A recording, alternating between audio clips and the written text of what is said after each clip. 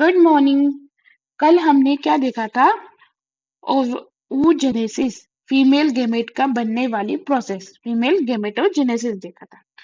आज अब वो जो फीमेल गेमेट बनी है ओवम, आज हम उसका स्ट्रक्चर देखेंगे। उसका स्ट्रक्चर क्या होता है, फीमेल गेमेट एक इसके स्ट्रक्चर के बारे में आज हम पढ़ेंगे।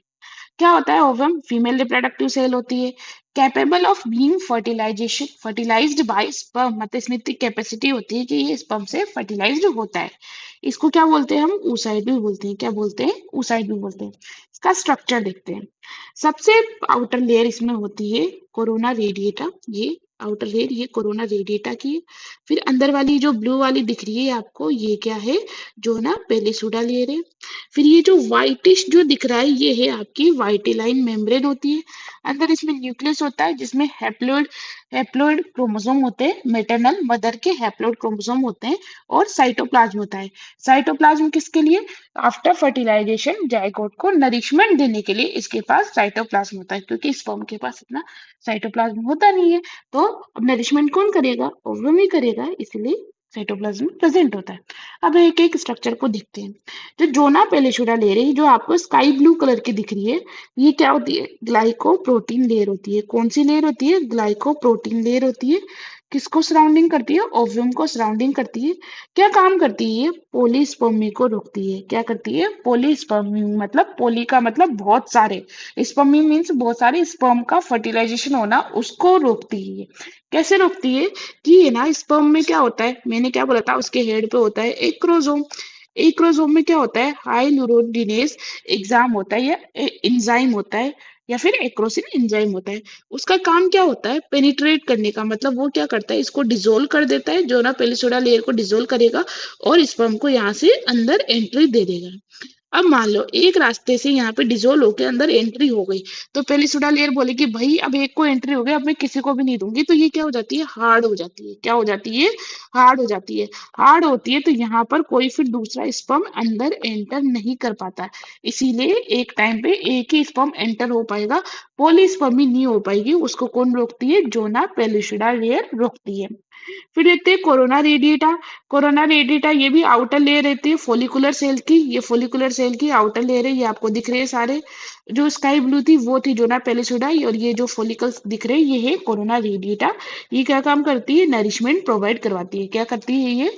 एक सेल को नरिशमेंट प्रोवाइड करवाती है, ओव्यूम को। फिर आता है साइटोप्लाज्म। साइटोप्लाज्म यहाँ पर ओव्यूम का है तो इसको ऊ प्लाज्म भी बोल सकते हैं। क्या बोल सकते हैं? इसको ऊ प्लाज्म भी बोल सकते हैं। साइटोप्लाज्म में क्या होता है? इसमें योग ग्रेन्यूल्स और न्यूट्रिएंट्स होते हैं। किसके लिए? अर्ली एम्ब्रियोनिक डेवलपमेंट के लिए। जब अर्ली एम्ब्रियोनिक डेवलपमेंट होगा तो उसके लिए जो योग ग्रेन्यूल्स और न्यूट्रिएंट्स है कौन प्रोवाइड करवाता है? ओवम का साइटोप्लाज्म। किसका साइटोप्लाज्म? ओवम का साइटोप्लाज्म। क्वेश्चन पूछ ले आपको, क्या स्पर्म का साइटोप्लाज्म न्यूट्रिशन में हेल्प करेगा? नहीं, स्पर्म तो बेचारा बहुत छोटा सा होता है, इसमें साइटोप्लाज्म ज्यादा होता ही नहीं है। ज्यादा साइटोप्लाज्म, और ओवम क्या होती है? लार्जेस्ट ह्यूमन सेल होती है, तो इसमें साइटोप्लाज्म अच्छा खासा होता है। तो ये अर्ली एम्ब्रियोनिक डेवलपमेंट में साइटोप्लाज्म न्यूट्रिएंट्स प्रोवाइड करवाता है। अब न्यूक्लियस, ये जो न्यूक्लियस है इसमें जर्माइनल, इसको जर्माइनल वेसिकल भी बोलते हैं। कितने क्रोमोसोम होते हैं इसमें? Haploid chromosome. कितने क्रोमोसोम? Haploid 23 plus x. और ऐसे ही स्पर्म में भी हैप्लोइड क्रोमोसोम होते हैं, पर वो दो टाइप के स्पर्म होते हैं, या तो 23 प्लस एक्स होगा या फिर 23 प्लस वाई होगा। इन दोनों में से 23 एक्स होगा या फिर 23 वाई होगा। तो ये स्पर्म का होता है। उसके बाद देखो कैरेक्टरिस्टिक्स क्या क्या होती है इसकी। ये नॉन मोटाइल होता है। लार्जेस्ट सेल, ह्यूमन बॉडी की लार्जेस्ट सेल ओवम होता है। एक महीने में सिर्फ, मंथ में सिर्फ एक बार ही ओव्यूलेशन होता है। हैप्लोइड होता है जिसमें मेटरनल मतलब मदर का जेनेटिक मटेरियल इसमें प्रेजेंट होता है। फंक्शंस क्या होते हैं? ये स्पर्म के साथ फर्टिलाइजेशन होकर के क्या बनाता है? जाइगोट का फॉर्मेशन करवाता है। और क्या प्रोवाइड करवाता है ये?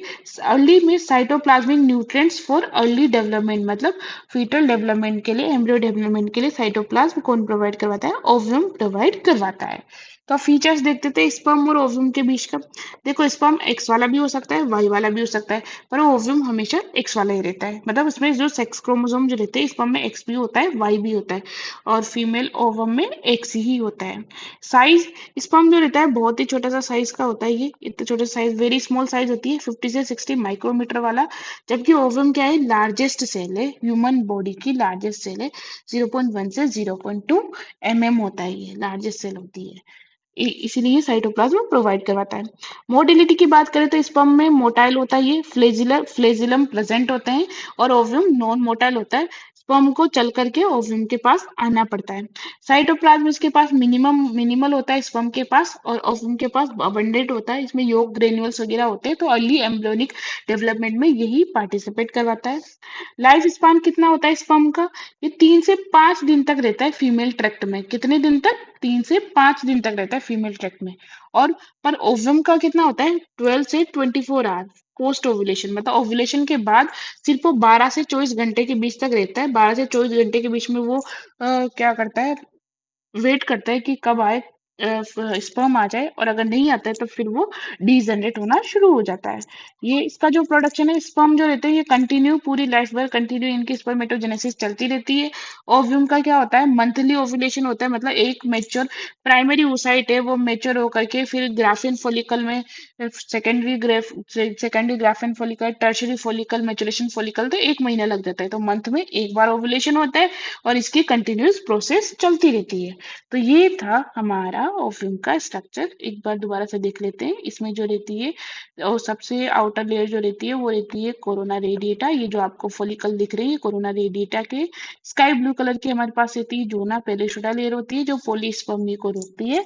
फिर ये व्हाइट कलर की जो लाइन दिख रही है ये होती है वाइटेलाइन मेम्ब्रेन, और अंदर ये होता है न्यूक्लियस, और इसके अंदर होता है साइटोप्लाज्म, जो कि बाद में एम्ब्रियोनिक डेवलपमेंट में हमारा हेल्प करेगी। तो ये था ओव्यूम का स्ट्रक्चर।